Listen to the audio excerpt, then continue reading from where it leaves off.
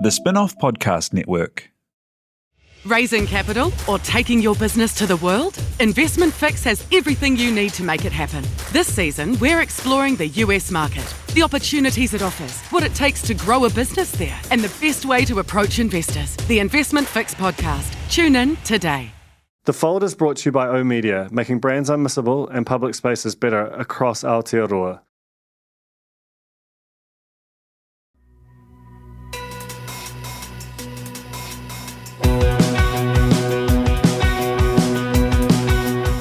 No mai, hoki mai ki a The Fold, ko Duncan Greive tōku ingoa. My guest this week is Peter Newport, who is a journalist who has worked around the world, around New Zealand, for organisations including TVNZ, TV3. I think he started at the ODT as a cadet in his teens, worked at RNZ, Channels 9 and 10 in Australia, BBC, the ITV. You get the idea. And I first encountered him it's probably about 6 or 7 years ago, and he did a fantastic story for RNZ about this sort of mysterious wealthy person in Ofa, which is its main claim to fame. It's a small southern town. Its main claim to fame is being the coldest place in New Zealand, and this guy had millions of dollars in classic cars, and it was just what had this kind of southern gothic air about it, and really conjured the atmosphere of that, it's quite sparsely populated, beautiful and very singular part of Aotearoa. And he ended up writing a little bit for us over the years, very much from that part of the country. And then a few years later, he did something which I really admire, which is he founded Crux. And Crux is an independent, locally owned, he runs it, news startup focused on Queenstown, Wanaka and Cromwell, with, towns that had some community newspapers, but had no kind of major bureau of a national news organisation. You've got, I sometimes think of New Zealand as almost like a Game of Thrones of these big news organisations where, from the top half of the North Island is run by NZME, with the Herald as its kind of most powerful figure. From, sort of roughly the middle of the North Island down to the sort of the middle of the South Island is Stuff and, the Dominion Post and the Press and a whole bunch of other newspapers. And then from somewhere north of Dunedin, it becomes the ODT's territory. But then out on the other side of the South Island, you've actually got these fascinating economies that are quite distinct and have their own dynamics, but actually don't have a lot of national news coverage. And that's what he tried to do. He tried to bring journalism to this place.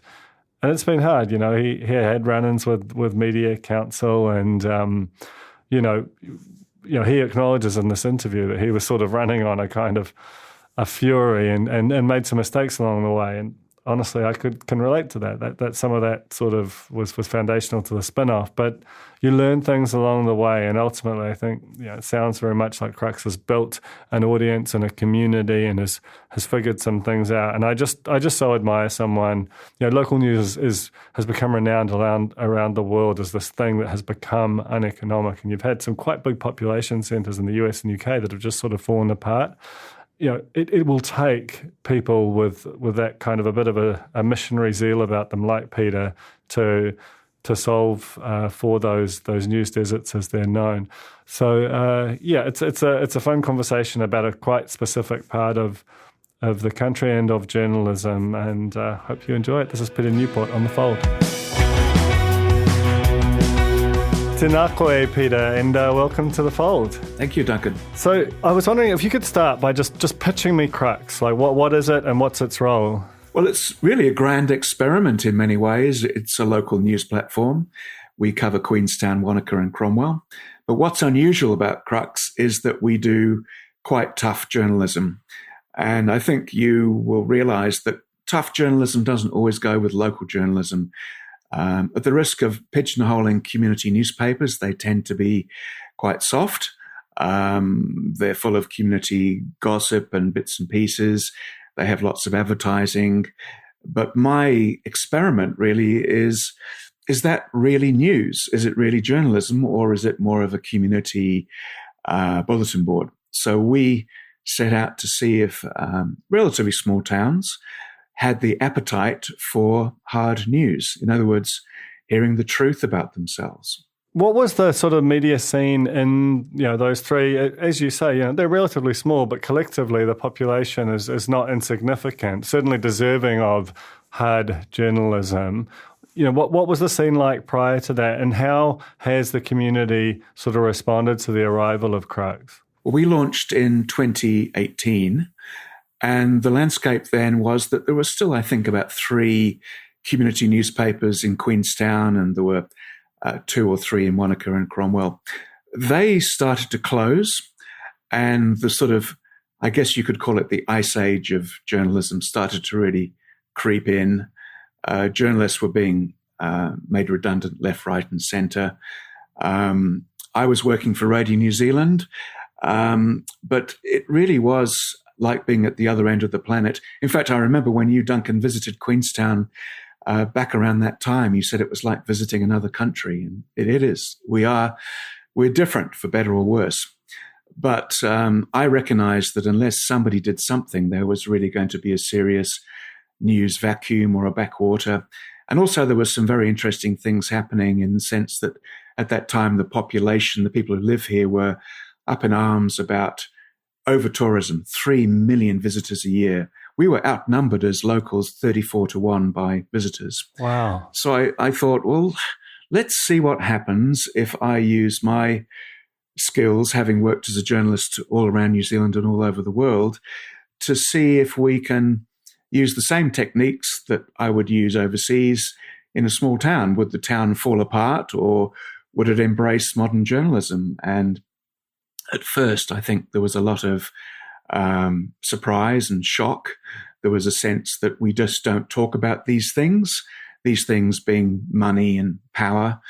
But gradually, in fact, quite quickly, the community came to realize, well, we should be talking about these things. We should be talking about how the council spends money, if the people in power have the best interest of the community at heart. Is there such a thing as corruption in New Zealand? So the answer came through pretty quickly that yes, even small towns or relatively small towns wanted to know the truth about who was in power, how they used that power, and how they spent our money. It's fascinating. And what you're describing has come to be known as a new, prior to the arrival of Crux, is what's come to be known as a news desert, which is a place where there's a lot of people, a lot of stories, there's not anyone around to tell them. And what's interesting to me is like institutions like Crux have actually sprung up in news deserts and in cities where the daily newspaper is closed all across the US and the UK. We haven't seen a lot of that kind of startup local journalism in New Zealand. Do you believe that have you learned that it's a viable model? Like how does the sort of funding of it work? And do you think that it's something that some other places which are potentially served by community news but don't necessarily have hard journalism going on there to the same extent could benefit from an organisation like yours? The short answer is yes, and you're right. It's a problem that exists all over the world. The more local you get, the less the scale of things like membership and digital advertising work. But we started off with what I would call the Gavin Ellis model. Gavin was, as you know, the editor of the Herald, very, very highly respected expert on media. And his view, and he's written books about this, is that journalism should be funded by the trust model. And obviously the most famous of those is the trust that runs The Guardian. But long story short, that didn't work for us. We had lots of governance, but no money. So we had to sort of put that to one side. It's kind of not a great situation. Yeah. Money does make the world go round. Even though we are in business not to make money, we need a viable business model. So we spent about a year with the trust model, and then we turned into a limited company. The reason being that in the future, we thought we might sell shares to the community. That really appealed to me, that our audience could be our shareholders. And that still remains one of our long-term goals. So we became a limited company. For the first 3 years, we had no advertising whatsoever. Wow. I felt really strongly that if we took money from local advertisers, it would compromise our editorial independence. It was a big call to make, but I'm pleased I made it because it really did guarantee we were independent. And it sort of gave our supporters an extra reason to give us money because they knew we weren't getting any cash from anywhere else. So it was tough, but our audience gradually built, and we were receiving quite a small amount of money from donations. New Zealand on Air was useful. We've made 5 video series, and even though, as you understand, we can't really keep that money for overheads, it still did allow me personally to earn some money because I was the producer and writer of those programs. But we achieved 1 million viewers for those video series, and we sort of lurched from one cash crisis to the next. And sort of then along came the government's 55 million public interest journalism fund. And we're making no assumptions about how that is going to either continue or not continue. But it has allowed us to staff up. We have a fantastic journalist based in Cromwell, Kim Bowden, who's our news editor. And, we have more projects coming up. We have a video series called Deep South that we're about to launch. But we see that government money as something that we can't bank on. It would be unwise, I think, to say that's part of our future. So we came across, or Facebook came across us, the Global Accelerator Program that I think Spinoff's been through as well.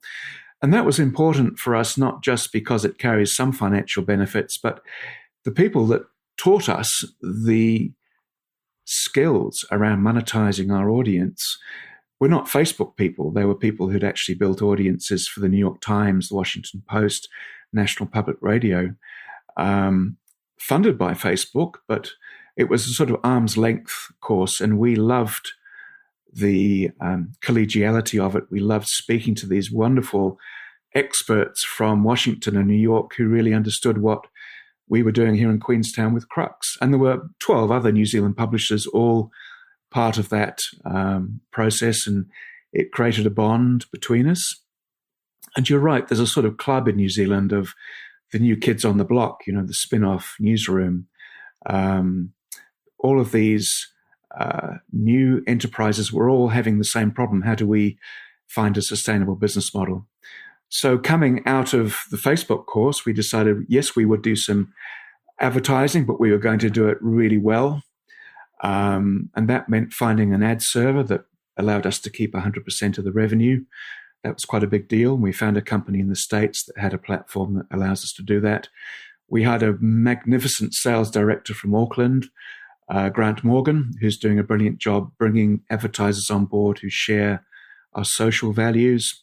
And we're just this week launching our membership program, which again is very similar to yours. We're reaching out to an audience. We're building a relationship with the audience. We're explaining clearly why we need their support.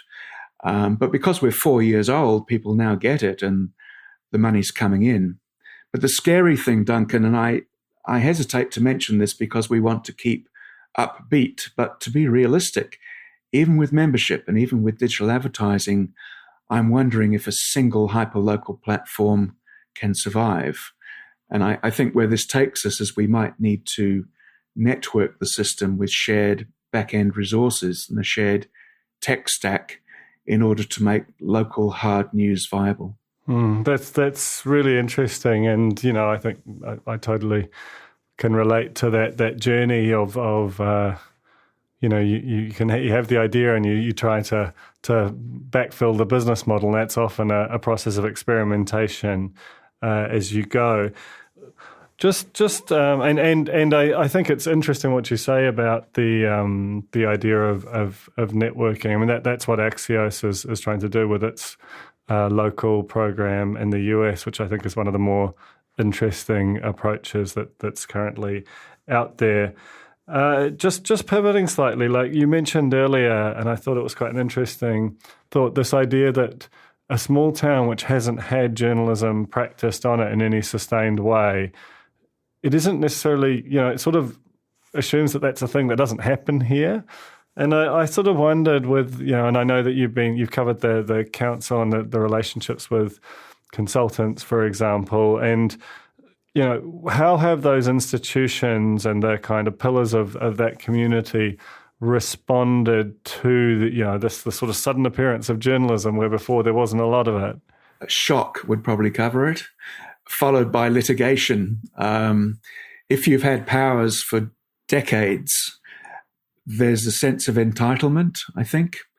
A lot of the businesses here have, at the risk of being a generalist, I think a lot of the business here have monetized the mountains and the lakes and the skiing and what have you. Of course, they didn't have to bear the cost of building the mountains or lakes.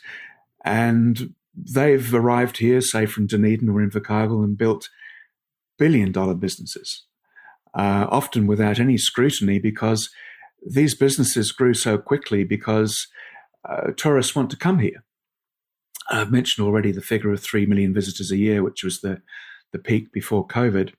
So these people generally did not like to have any sort of attention focused on them. And the whole PR community was just in the habit of playing the surviving media off against each other. We'll give you this media release if you cover this news story. Basically, it was a closed loop. And for the first 2 or 3 years, we bubbled along and we did a hard story once in a while. My tone was quite angry for the first 2 or 3 years. I'd be happy to admit that, because we were broke, and it's very hard to be a balanced, mature, lovely, soft journalist when, you're not being paid. So we got into a few scrapes with the Media Council in the early days because my angry journalism was crossing the line between opinion and fact. And I own up to that. And I think the Media Council did a great job. But generally, the complaints against us were only partly upheld. What we were doing was honest and truthful. But, we strayed from the rules. Since then, I know this sounds ridiculous, but our best friend is the media barrister, Robert Stewart. We use him like every day. And even though he's a barrister, he charges reasonably, and it keeps us on the right side of New Zealand defamation laws, which are quite bruising. And this is not unique to New Zealand. If somebody really wants to attack us as a journalist, they can claim that we've said something defamatory, and they can take it straight to the High Court without even asking us to take the story down. So coming back to your question, there's been a lot of resistance from the council and from top business people. Now, though, which is lovely, it's like the sun coming out. People realize we're not going away, that we are pro-community. We're not anti-money or anti-people or anti-business. We just are pro-transparency. And I'm now seeing a new generation of business people who do get it and who are intelligent about media and who do talk to us and who don't play games. And what we're yet to see is the new generation of PR people who understand that they don't own the information they're offering us. They're there to help make our job as journalists easier.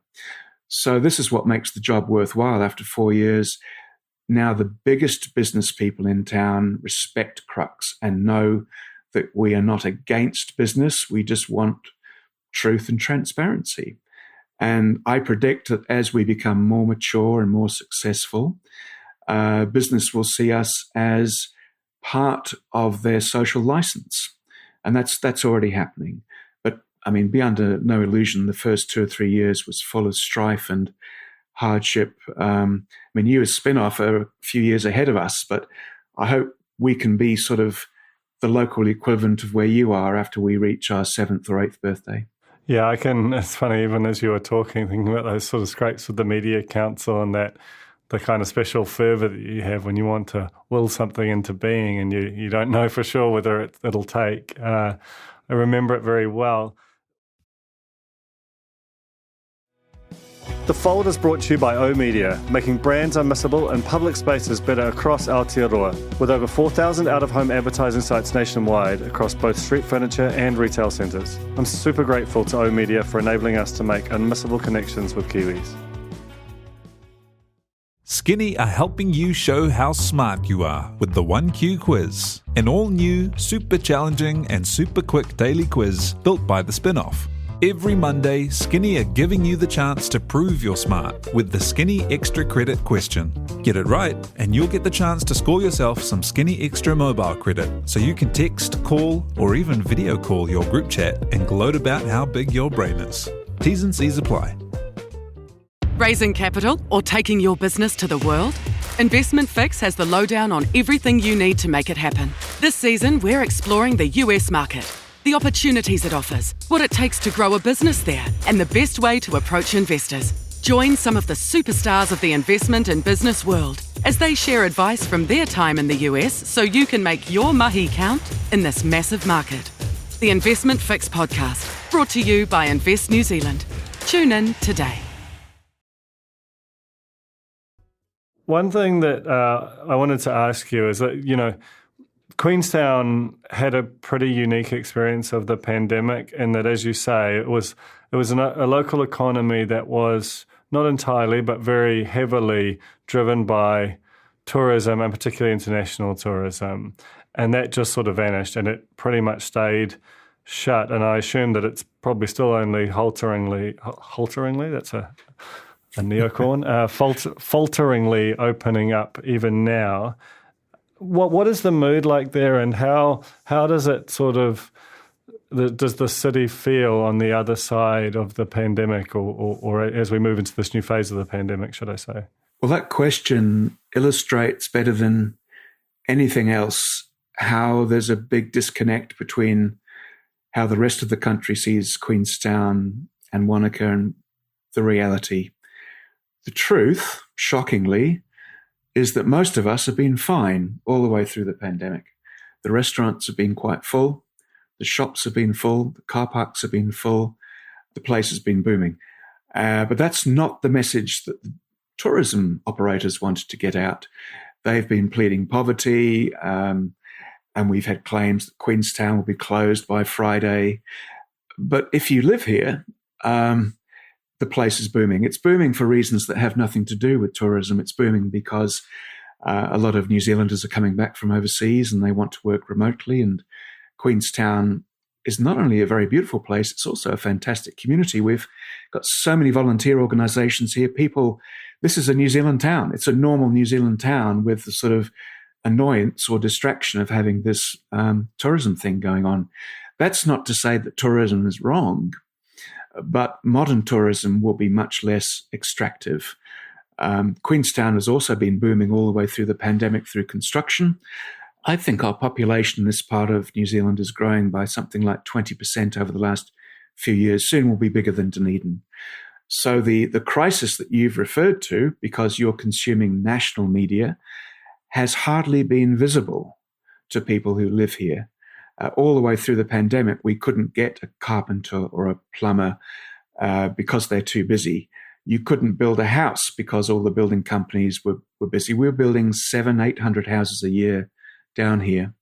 So it's almost like Queenstown is a location of two halves. The real Queenstown, which is a lovely, beautiful, warm-hearted New Zealand community. And then you've got this funny tourism overlay, which is saying, oh my God, everybody's suffering. True, they have a problem with staff. They can't get enough people, but that's down to low wages. When the pandemic hit, one crisis that was real was that the 7,000 migrant workers who kept the tourism industry going on low wages were sacked pretty much unceremoniously overnight. Many of them have now gone back to their home countries. And why would New Zealanders want to come here and work for less money than it costs to live here? Because even though our wages are about 10% lower than the average in New Zealand, our cost of living is about 10% higher. So the mischievous part of me is sort of laughing almost at the angst of these tourism companies who are realizing they have to pay a living wage to the people that work for them.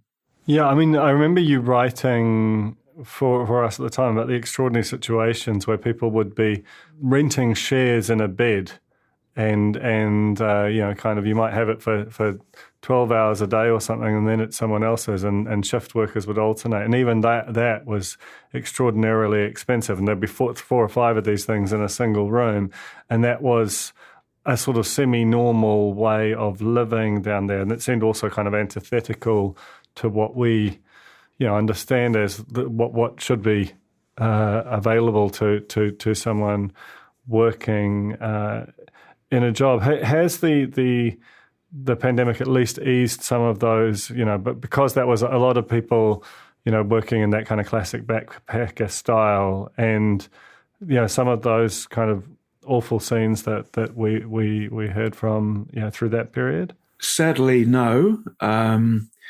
The reasons are reasonably well understood. We still see 20 or 30 people stuffed into a house. We have crazy high rents here.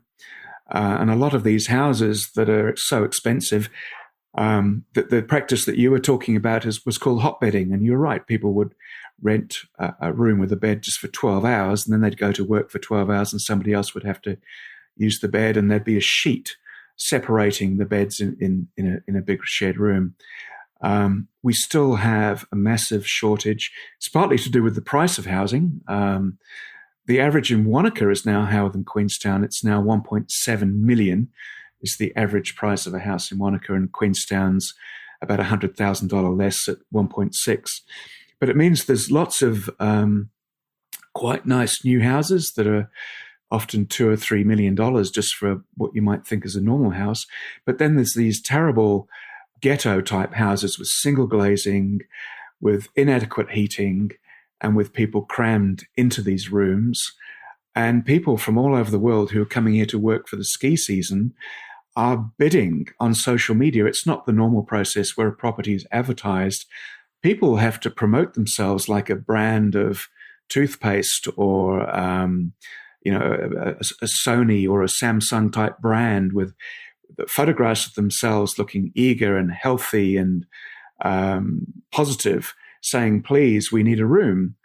And they do that from France or from the States months before they get here. And there just isn't enough accommodation. The ski companies are starting now to get smart, and they are hiring and repurposing backpacker hostels, which aren't being used. Backpackers have sort of disappeared. So there is some intelligent use of those type of facilities. But no, the worker accommodation crisis is still, as you described, pre-pandemic. And we have the crazy situation where big international property developers are building the Lakeview development, which is worth between $1 and $2 billion. And it's really like Auckland's Britomart, but built down here. So the property developers make more money out of expensive housing than they do out of cheap housing. So why would anybody build affordable housing?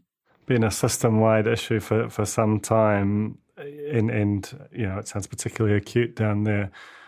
In your time running Crux, and it's always a hard balance to get with a sort of a digital news startup is that kind of combination of keeping a sort of steady flow of stories out, and then also having those that take a lot more time, carry a lot more meaning, but ultimately have a lot more impact. Is there a particular story, whether recently or kind of earlier in your time, that kind of stands out as one where you kind of look back at it and feel that the impact kind of functions as a microcosm of what you aspire for this platform to be? Yes. Before I list those stories for you, the good news is that a modern digital audience is very clever and smart.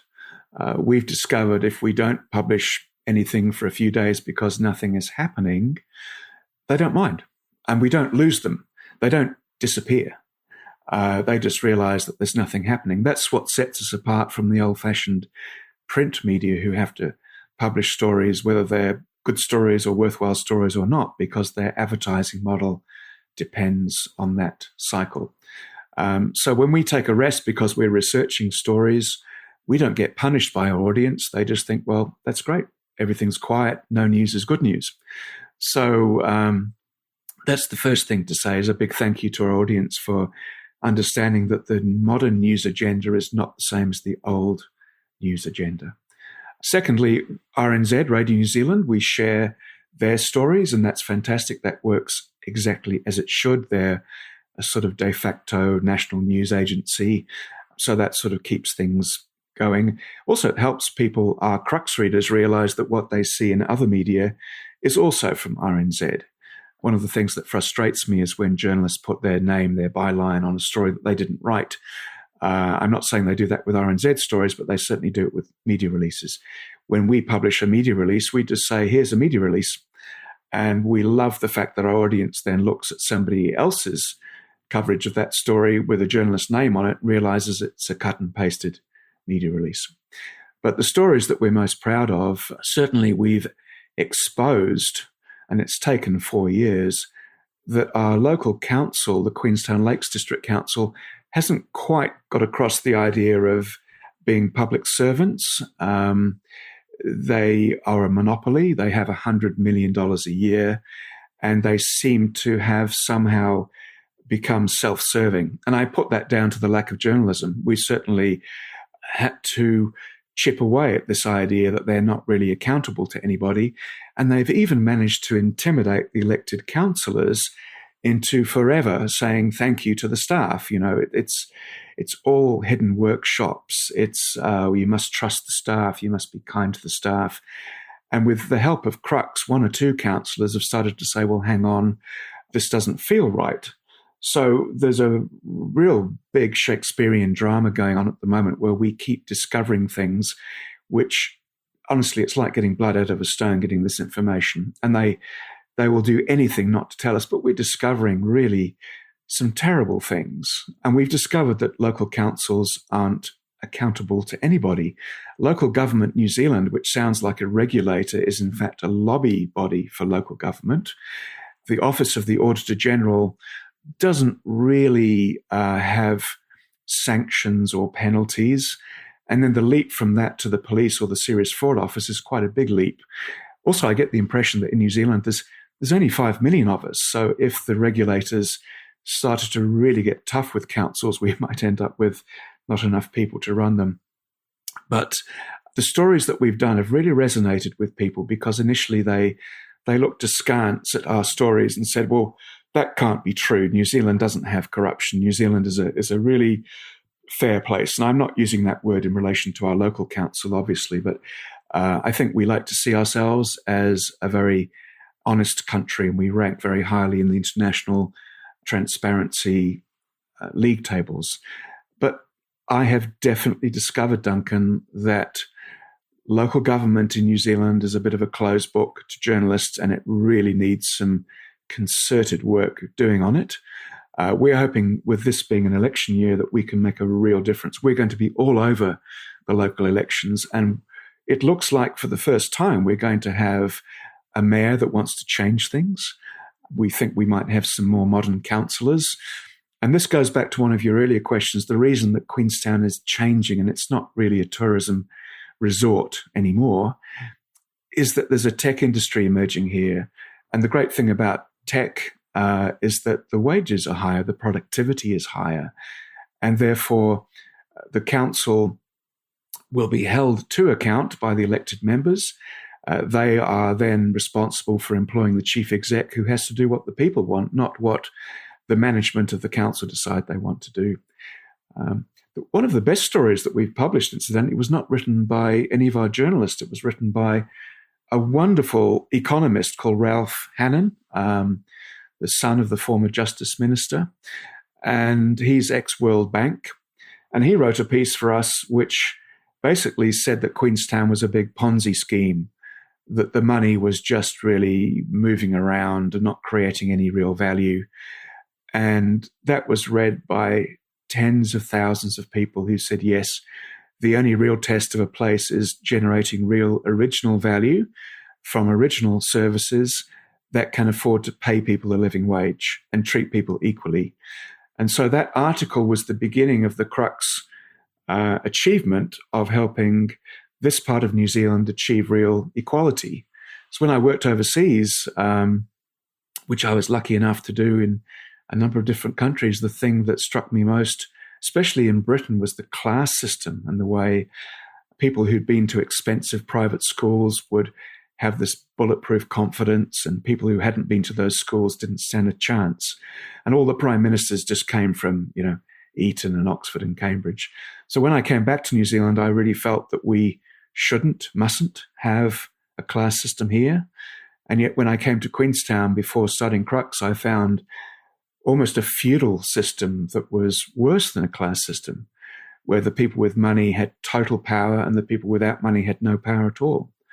So I think as journalists in Queenstown, we're making a real difference. And with the emergence of tech and remote working, not only will we bring back some equality, but we will bring back better wages. And that should in turn start to solve the housing and accommodation problem that we've talked about. Well, it sounds like a super important mission, and good luck with it. I always kind of have admired from afar the fact that you sort of set up shop and have kept tracking with it. It's great to see. Well, we enjoy it. I mean, even though there's challenges, the excitement is unbelievable as our little team grows and people like what we do. I mean, when we start to premiere our new documentary series, it's taxpayer funded, so we can't monetize it. But as part of our membership program, we're going to premiere the show, the 5 episodes in local art house movie theatres like Dorothy Brown's in Arrowtown and Ruby's in Wanaka, etc. So, we'll be having wine, we'll be having food, we'll be meeting our audience often for the first time ever and answering questions and showcasing the great video quality that we've been producing and our journalism. And I just think this is the beginning of a bit of a brave new world for local journalism. It's taken almost 5 years, but I think we will expand our model and sort of join up as well with yourselves and Newsroom and the other new digital publishers with a new way of doing things that is honest, but which is also entertaining and relevant. And I think maybe one thought I'd like to mention is I think the bosses of these new publishing ventures need to be workers.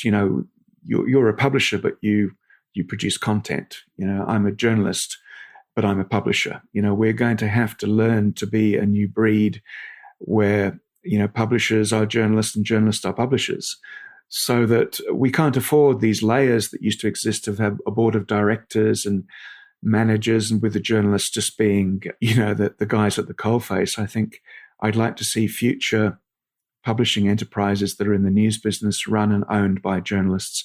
Otherwise, we won't have the stamina to stick with a story for 4 years. Why would you do that on a salary? But if you've got a stake in your business, if you care about your business, then nothing is going to stop you from digging for that truth that journalism is all about. Couldn't agree more. Thank you so much, Peter. It's been great having you on The Fold. Pleasure. Thank you. The Fold is brought to you by the Spin-Off Podcast Network together with Vodafone. It was hosted by Duncan Greive, produced by T.I. Butler, with production management by Rachel LaRue and series production by Jane Yee. To find out how Vodafone can help you reach your personal and business potential, visit vodafone.co.nz.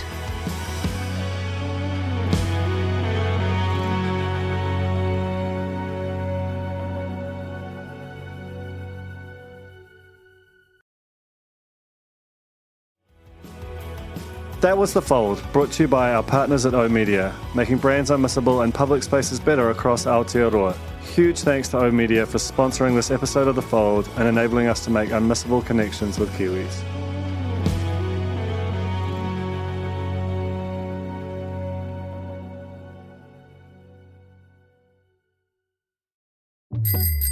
Ready to rediscover the joys of cycling? With over 300 kilometres of cycle paths across Tāmaki Makaurau, jumping on your bike and going for a ride is such a fun way to discover the city from a different perspective. Cycling is getting more and more popular across Auckland, so now's a great time to join the hype and give cycling a go. Head to at.govt/cycling to find your nearest cycleway today. The Spin-off Podcast Network.